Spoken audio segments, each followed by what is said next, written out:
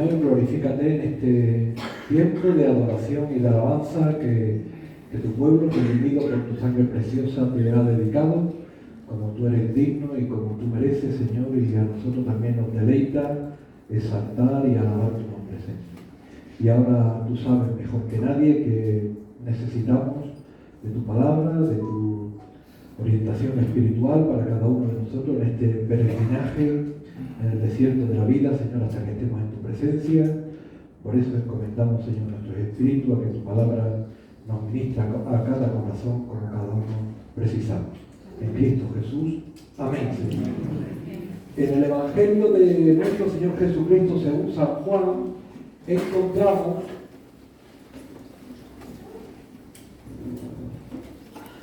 un texto precioso en el capítulo 6.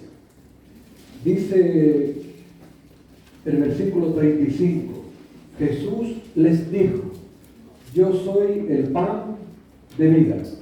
El que a mí viene nunca tendrá hambre, y el que en mí cree no tendrá sed jamás. Y el versículo 48 dice: yo soy el pan de vida. Versículo muy cortito, pero con muchísimo contenido. Aleluya. Cuando el Señor se presenta como el gran yo soy, se está presentando como el Señor. Él lo dice en Apocalipsis: yo soy el alfa y la omega, el principio y el fin. Lo podía haber dicho también al principio, porque Él es el origen de todas las cosas. Por nuestro Señor Jesucristo todas las cosas fueron creadas y todas las cosas subsisten. Él se presenta como el gran yo soy, el que soy, a su siervo Moisés, para que todas las naciones puedan identificar su nombre. Y cuando Él se hace hombre y está entre nosotros, se presenta como yo soy, la luz del mundo. Yo soy el camino y la verdad y la vida, y nadie viene al Padre si no es por mí. Yo soy, como en esta mañana, el pan de vida. Cuando hablamos de pan, hablamos como presenta el Padre Nuestro cuando oramos: el pan nuestro de cada día, dánoslo hoy. Cuando hablamos de pan en el Padre Nuestro, estamos hablando de todas las necesidades materiales del ser humano. Cuando oramos al Señor por el pan nuestro de cada día, estamos orando por la salud, estamos orando por el vestido, por el trabajo, por la convivencia, por todas las necesidades materiales. Cuando hablamos del pan de vida, estamos hablando de toda la vida, de todo. Cristo es el todo que necesitamos. Él lo llena y lo cubre todo. Estamos hablando del Señor. Él usa expresiones como la luz, el pan, las flores, expresiones terrenales que todos conocemos muy bien para, metafóricamente, darnos lecciones espirituales, como el capítulo 6 del Evangelio de San Juan transmite. Este largo capítulo dura 2 días. A nosotros nos va a durar un ratito, dura 2 días. Y comienza en el versículo 1 del capítulo 6, el día anterior a cuando el Señor Jesús dice: vamos al versículo 1, por favor. Después de esto, Jesús fue al otro lado del mar de Galilea, el de Tiberias, y le seguía una gran multitud porque veían las señales que hacía en los enfermos. Entonces subió Jesús a un monte y se sentó allí con sus discípulos, y estaba cerca la fiesta de los judíos. Y cuando el Señor Jesús alzó los ojos y vio que había venido gran multitud, siguió hablando a Felipe una conversación que ahora compartiré. Pero antes, este episodio es narrado por los 4 evangelistas. Lucas, por ejemplo, nos describe cómo el Señor, al ver a la gran multitud, tuvo compasión de ellas porque eran como ovejas que no tenían pastor. Y les estuvo hablando del reino de Dios. Y el Evangelio de San Marcos matiza que el Señor explicó durante mucho tiempo muchas cosas. Es decir, ya Juan se va a centrar en lo que ahora vamos a comentar, pero el Evangelio de San Marcos y San Lucas nos presenta que el Señor hablaba del reino de Dios muchas cosas. ¿Qué hablaba? ¿O hablaba del Evangelio? Hablaba del Evangelio. Para él Para eso Él había venido a este mundo, para explicar el Evangelio a toda criatura. Y la multitud ahora le estaba siguiendo. No tanto porque tuviera interés en el Evangelio, sino aquí lo dice, le estaban siguiendo porque habían visto las señales que venía haciendo. Por tanto, su fama cada vez se estaba haciendo más popular y le seguían tanta gente que ya no podía entrar ni en las ciudades. Tenía que ir a la montaña a dar su mensaje. Indudablemente todas las personas necesitaban y necesitamos saber que fuimos creadas por Dios. Tenemos una parte corporal que fue creada del polvo de la tierra, pero también el Señor sopló en nosotros aliento de vida. Lo representamos con un corazón, porque el Señor representa su espíritu con un corazón, no porque se pueda dibujar y no porque esté limitado, sino porque es lo que mejor describe el amor de Dios. Y tenemos esta dimensión celestial.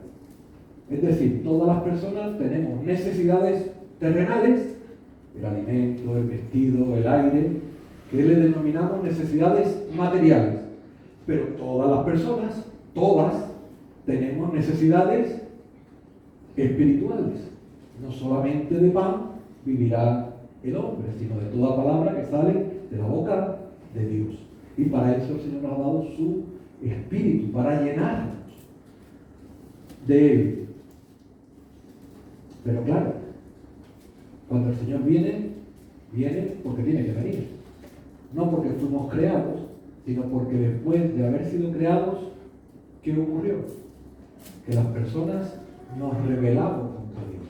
Las personas le dimos la espalda a Dios. No quisimos seguirlo. No fue una transgresión mínima, no fue un error menor. El Señor nos advirtió de un pacto que no fuera transgredido, de no conocer el bien y el mal. Y por la comida, hablando de comida, las personas, sus ojos fueron abiertos y conocieron el bien y el mal. Ya el corazón de las personas no estaba puro, no estaba limpio, ahora estaba contaminado. Antes teníamos la imagen y semejanza de Dios. Dios es amor, pero ahora tenemos también lo contrario, el odio. Dios es verdad, pero tenemos lo contrario, la mentira. Dios es justo y tenemos la injusticia. Y así pudiéramos seguir que Dios es pacífico y tenemos la violencia, que Dios es generoso y tenemos la codicia, porque nuestra alma está contaminada, podrida espiritualmente hablando. En la justicia humana alguien puede decir, bueno, yo hago muchas cosas para compensar lo malo que hay en mí. Son como trapos de inmundicia delante de Dios, estamos contaminados hasta la médula, estamos perdidos. Espiritualmente nadie puede ir a ese Dios que hemos cantado 3 veces alto. Pero ¿de quién pensáis la gente que estamos hablando? ¿De un Dios menor? ¿De un Dios que se le pueda trajinar? ¿Que se le puedan poner 2 velas y ya nuestros pecados están redimidos? Todos, sin excepción, estábamos perdidos. No hay justo ni aún uno. Desde el minuto 3 de la Escritura, en el capítulo 3, ya el Señor prometió que Él mismo, el que había sido ofendido, dañado, vituperado en su cara, porque nos rebelamos contra Él y nos hicimos amigos del enemigo de Dios, que el Señor lo reprenda, Él mismo vendría un día a la tierra. Y Él sería nuestro poderoso Salvador. Y allí estaba el Salvador delante de ellos, hablándole de todas estas cosas. ¿Cómo se llama nuestro Señor Jesucristo? Jesús, que significa Salvador. Porque Él había venido a buscar lo que se había perdido, a salvar al mundo de sus pecados. De eso es lo que trata este tema. Es el capítulo principal de este Evangelio, importante de este Evangelio de San Juan. Cuando termina el Señor de hablar, largo, como decimos, le dice a Felipe, dadle vosotros de comer. Señor, si solamente tenemos 200 denarios, ¿qué será esto para tanta gente? Pero Andrés trajo un niño que le ofrendaba al Señor lo que tenía. Y cuando uno da al Señor lo que tiene, bendito sea el Señor lo multiplica, como Él solamente sabe hacerlo. Y con aquellos 5 panes y 2 peces comió a aquella gran multitud. y se saciaron y sobraron 12 canastas. Alabado sea el Señor. Otra señal más delante de ellos. Cuando aquellos saciados, dice el versículo 14, entonces, viendo la señal que Jesús había hecho, dijeron, este verdaderamente es el profeta que había de venir al mundo. Pero entendiendo Jesús que iban a venir para apoderarse de él y hacerle rey, volvió a retirarse al monte él solo. ¿Habían identificado aquella multitud quién era aquel hombre? Verdaderamente este era el profeta que había de venir. Buena noticia tenía. Todos los profetas del Antiguo Testamento, dice la Escritura, todos los profetas profetizaron de Jesús. Y Jesús allí estaba. Verdaderamente este es. Y empezaron a deliberar para hacerle rey.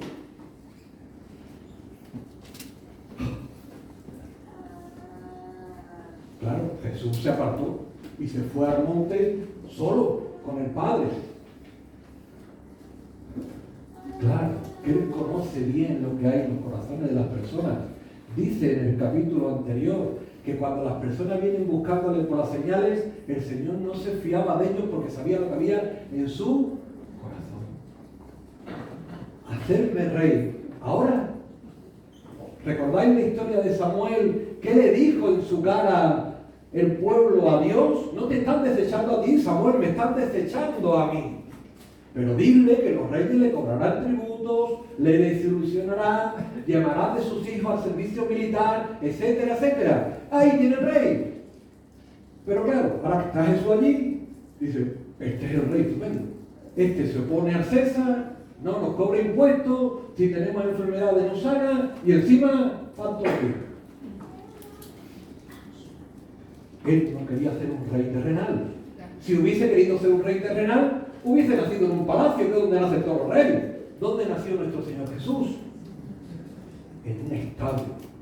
Ni siquiera en el hospital Juan Ramón Jiménez, donde han nacido nuestros hijos. Ni siquiera en una casa, en un establo. Él estaba dando ejemplo de todo lo contrario a un rey.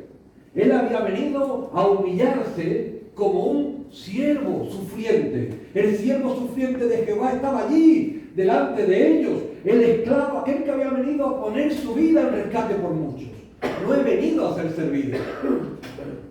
He venido a serviros y dar mi vida en rescate por muchos. El Señor Jesús entonces le dijo a sus apóstoles que se fueran a la otra orilla. Estamos en el mar de Galilea, la zona de Tiberias, que se fueran a Capernaum. Y allí que ellos durante la noche iban remando. Y cuando el Señor terminó de orar con su Padre, también se fue a la otra orilla. Pero como ya todas las embarcaciones habían salido a pescar, ¿recordáis cómo se fue el Señor a la otra orilla? Andando. Aleluya. Nosotros andamos por el suelo porque tenemos capacidad para andar por el suelo. El Señor anda por el suelo y anda por el agua y anda por donde quiere. Es el Señor. Claro, los apóstoles cuando lo vieron le entró gindano. Fue un fantasma. Pero el Señor le dijo, tenían miedo, aparte se le había levantado un temporal y estaban... Pero el Señor le dice, versículo 20, yo soy. Cuando el Señor se presenta como yo soy, ¿qué le está diciendo? Tranquilos, yo soy el Hijo de Dios. Está con vosotros. No temáis. Y el Señor se durmió tranquilamente en la proa de aquella barca, aunque la tempestad estaba allí rodeándolo. Él está por encima de la tempestad. Maestro, despiértate que perecemos, dijeron en otra ocasión. Y él con su voz detuvo el viento y la tempestad. Él quiere que nosotros sintamos que está con nosotros. El miedo, dice que tenían miedo, tuvieron miedo. El miedo nos paraliza a las personas. Las personas tenemos un límite hasta aquí. Otros lo pueden tener más alto. Pero hay problemas en la vida ocasionados precisamente por el pecado. El pecado trágicamente nos separa de Dios. Pero el pecado tiene otras consecuencias colaterales trágicas. Muerte física, enfermedades, dolores, sudor de la frente, espinos, hambre, violencia, cataclismos naturales, etcétera, etcétera, etcétera. Y mientras que el Señor estaba en medio de nosotros, demostraba que era el Señor de todas esas cosas. Y la tempestad la calmó. Por eso Él puede decir muchas veces a tu pueblo, no temáis. Paradigmáticamente, Isaías 41:10, ¿qué dice el Señor? No temas. ¿Por qué? Yo estoy contigo. No desmayes, porque yo soy tu Dios que te esfuerzo. Siempre te ayudaré. Siempre te sustentaré con la diestra de mi justicia. La mano providencial de Dios siempre está sosteniéndonos. Él está con nosotros. Somos sus favoritos. Somos los que nos quiere coronar de sus favores y misericordia. Bien, llegaron a otro lugar, descansaron, durmieron y amanece al otro día. El día en el que el Señor dijo que era el pan de vida. La multitud está aquí y Jesús y sus apóstoles están en Capernaum, en la otra orilla. ¿Qué hace la gente cuando están buscando a Jesús para darle rey y no está allí por aquel lugar? Dice, no, se aplaza para allá. ¿Qué pensáis? ¿Que la gente seguía teniendo interés en Jesús o se iban a olvidar de Jesús? Lo dice la Escritura. La gente busca a Jesús. Más o menos estaban como si estuvieran en corrales y tuvieran que venir a vuelo. Hombre, ahora se puede venir por el puente andando. Pero antes no había posibilidad de venir andando. La única opción era en barca o dar una vuelta por Gibraleón para venir a vuelta. Antes aquí también se puede dar una vuelta alrededor del mar, pero era largo. ¿Qué hace la gente? Por esforzarse por ver a Jesús, se alquilan barcas. No solamente tienen interés en ir a otro lado, sino que ponen de su parte, porque tienen verdadero interés en estar otra vez con Jesús. Y ahora empieza o continúa el versículo 25 con toda la multitud en el otro lado, en la zona de Capernaum, delante de Jesús.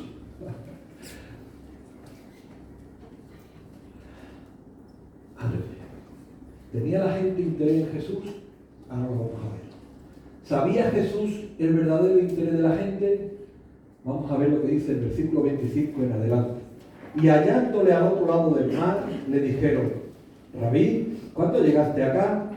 Respondió Jesús y les dijo, de cierto os digo, que me buscáis, no porque habéis visto las señales, sino porque comisteis el pan y os saciasteis. Trabajad no por la comida que perece, sino por la comida que a vida eterna permanece, la cual el Hijo del Hombre os dará, porque a este señaló Dios el Padre. Entonces le dijeron, ¿qué debemos hacer para poner en práctica las obras de Dios? Respondió Jesús y les dijo, esta es la obra de Dios, que creáis en el que Él ha enviado. Le dijeron entonces, ¿qué señal pues haces tú para que veamos y le creamos? ¿Qué obras haces? Nuestros padres comieron el maná en el desierto, como está escrito, pan del cielo les dio a comer. Y Jesús les dijo, de cierto os digo, no dio Moisés el pan del cielo, mas mi Padre os da el verdadero pan del cielo. Porque el pan de Dios es aquel que descendió del cielo y da vida al mundo. Hasta aquí está el 33, da vida. Si nosotros organizáramos una campaña de evangelización como la que hacemos algunas veces en la Unidad de Andalucía e invitásemos a un obrero y el Señor estuviera dispuesto a participar con nosotros y diríamos, viene Jesús de Nazaret, probablemente a la Unidad de Andalucía irían algunas personas más de las que vienen habitualmente. Muchos no irían y se jactarían de no ir por la incredulidad tan grande que cada vez hay más en el mundo.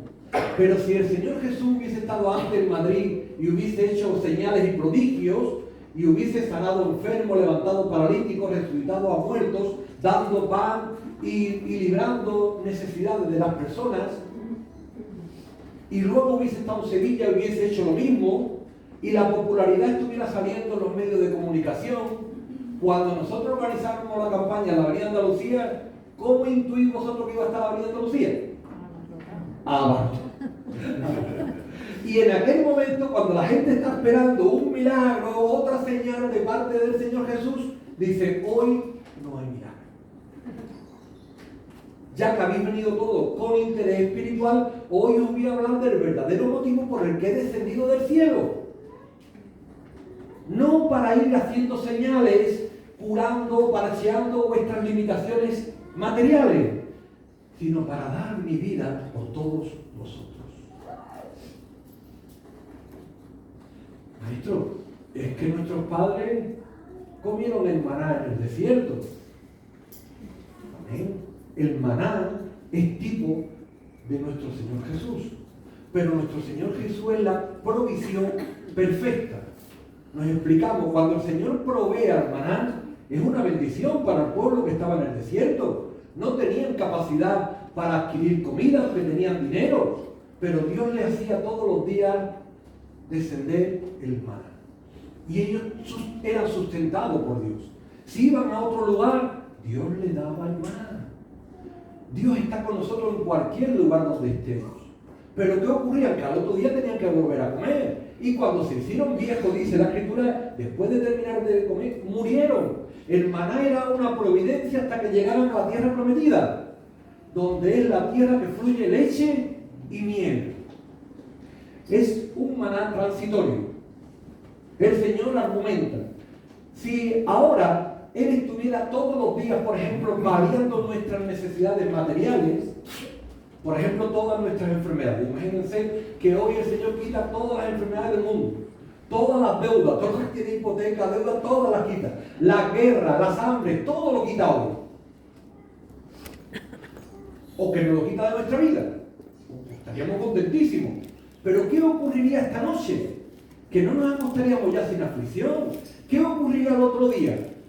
Que tendría otra vez que volver a quitar el hambre, a quitar la violencia, porque la maldad de las personas no está afuera. La maldad de las personas está en el corazón, y allí donde hay celos, contienda, envidia, volvería a ocurrir estas mismas cosas. ¿Y qué tendría que hacer pasado mañana? Y aunque lo hiciera toda la vida, y a los 90 y tantos años largos muriésemos contentos de que no hemos tenido ningún problema en la vida, nos iríamos. Porque seguimos estando condenados en nuestros delitos y pecados. Entonces dice el Señor, yo he venido a vuestro verdadero problema, el pecado. Y el pecado solamente se puede restituir con el sacrificio del unigénito Hijo de Dios. Yo he venido a poner mi vida, por eso yo soy el pan de vida. Y el que coma de mí una sola vez y para siempre, no tendrá hambre jamás. Y el que beba de mí no tendrá sed jamás. Porque de su interior, como dice el capítulo siguiente, correrán ríos de agua viva. Porque hablaba del Espíritu que habían de recibir los que creyésemos en Él. El Señor no solamente quiere mejorar nuestra vida, quiere darnos vida eterna y vida gloriosa. Somos templo del Espíritu Santo. Pero por favor, ¿cómo podemos querer cambiar esto por las migajas?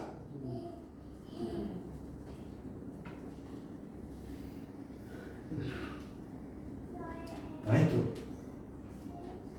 le dijeron, danos siempre de ese pan. Qué aparente buena actitud. Pero luego dice que en el versículo 41 que murmuraban. Una cosa lo que diga la boca y otra cosa lo que murmuran por dentro. Entonces los judíos, porque le habían dicho, yo soy el pan que descendió del cielo. ¿No es tu nombre el hijo de José y de María? ¿Cómo dice este que ha descendido del cielo? ¿Por qué lo decía? Porque había descendido del cielo.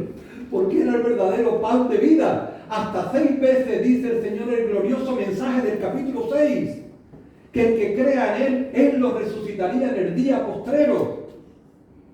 Que el que crea en Él quizá tenga enfermedades, quizá tenga hambre, quizá tenga dolores, pero tendrá vida eterna. Eso es lo que he venido, a dar mi vida en rescate por muchos. Y el Señor establece el nuevo pacto.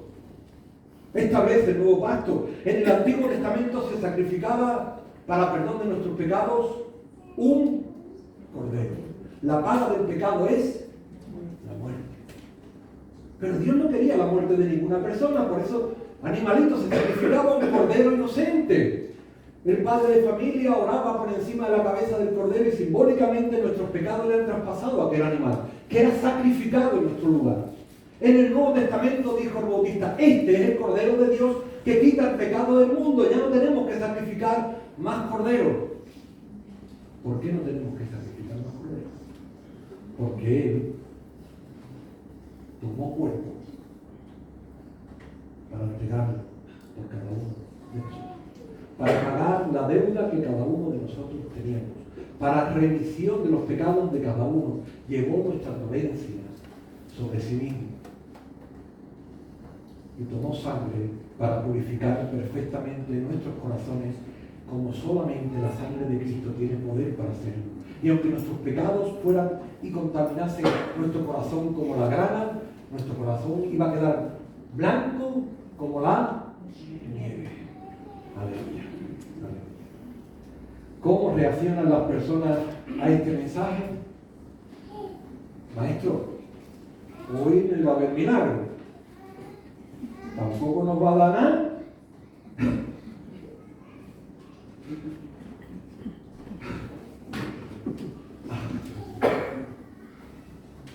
Pero si os lo estoy dando todo, si he venido a daros mi vida por todos vosotros, ¿cómo os conformáis con las migajas? Si hoy os estoy ofreciendo que me voy a entregar por todos vosotros, que vamos pronto a celebrar la Pascua, que voy a ir a Jerusalén, que voy a ser quebrantado, partido, molido, despreciado, herido, dolorido por todos vosotros, para que vosotros tengáis salvación y vida eterna y podieran reconciliaros con el Padre. Si os arrepentís de vuestros pecados, que ustedes preguntáis, ¿qué haremos, Señor? La paga del pecado es la muerte, y la dádiva de Dios es vida eterna. Y nadie es salvo por obras, es salvo por gracia. Es la gracia del Señor lo que se está ofreciendo hoy. Y lo más que podemos hacerlo es aceptarla por pura gracia. En el versículo 60 describe que al oírla, muchos de sus discípulos dijeron, dura es esta palabra. ¿Quién la puede oír?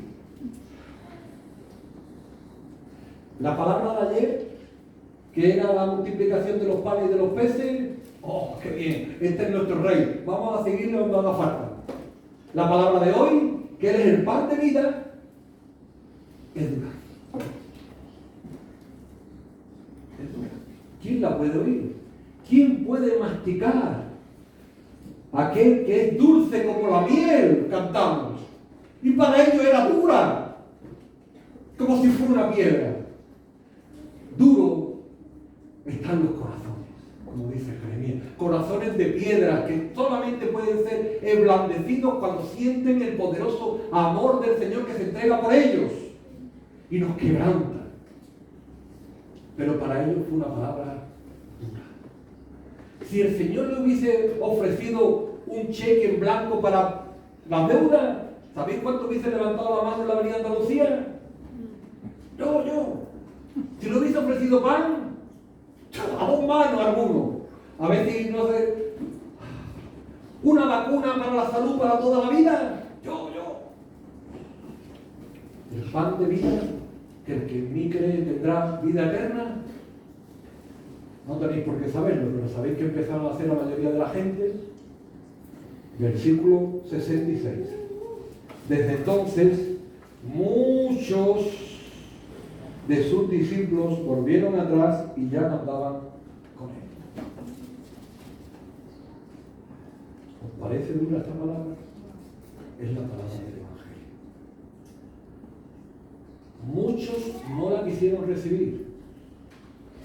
Dice el Evangelio de San Juan, no la quisieron recibir porque amaban más las tinieblas que la luz, porque sus obras eran malas. Que muchos no quieren recibir a Jesús porque no se quieren arrepentir de sus pecados, porque están a gusto en sus pecados, lo pasan bien, les va bien con sus pecados, no quieren arrepentirse. Oír de que otro se entrega por ellos, más o menos, pero que se tengan que arrepentir de corazón, de contrición, no de boquilla. Muchos volvieron atrás. Sabemos la sensación del Señor Jesús cuando un joven rico volvió atrás. ¿Recordáis cómo se quedó el corazón del Señor? Intuimos cómo se quedó el corazón del Señor a ver tanta gente que le estaba volviendo otra vez la espalda cuando Él estaba ofreciendo su cara. La cara que puso en la cruz por todos nosotros. Él da la cara por nosotros y nosotros le volvemos otra vez la espalda. Pero entonces el Señor Jesús se queda con un remanente como el que puede haber hoy aquí. Los apóstoles, luego dice que había como unas 70 personas. Y el Señor le dice a aquellas personas: ¿y vosotros? ¿Queréis iros también? El Señor no obliga a nadie. No obliga a nadie. El Señor ha venido a salvar a uno, a 70, a todos. Él ha pagado el mismo precio, el rescate por cada criatura. Ha pagado el mayor precio que se puede pagar por una persona, el de su propia vida, la del siervo justo de Jehová. Pero entonces Pedro, bendito sea Pedro, dijo: ¿a quién iremos, Señor? Tú tienes palabras de vida eterna, y nosotros hemos creído y conocido que tú eres el Cristo, el Hijo del Dios viviente. Señor, nosotros te hemos encontrado a ti, hemos encontrado nuestro gran tesoro, la perla de gran precio. Hemos dejado nuestras redes, nuestras barcas, nuestras cosas, porque te tenemos a ti, teniéndote a ti lo tenemos todo. El pan de vida es todo. Es vida, y vida abundante, y vida eterna, vida en la gloria. Y quien no tiene a Cristo, aunque tenga salud, aunque tenga riqueza, aunque tenga todo lo que quiera tener, no tiene nada. Que no tiene vida, no tiene nada. ¿De qué le vale al hombre si tiene todos los bienes de este mundo y pierde su alma? De nada. Pero cada persona decide estar por Cristo o estar sin Cristo.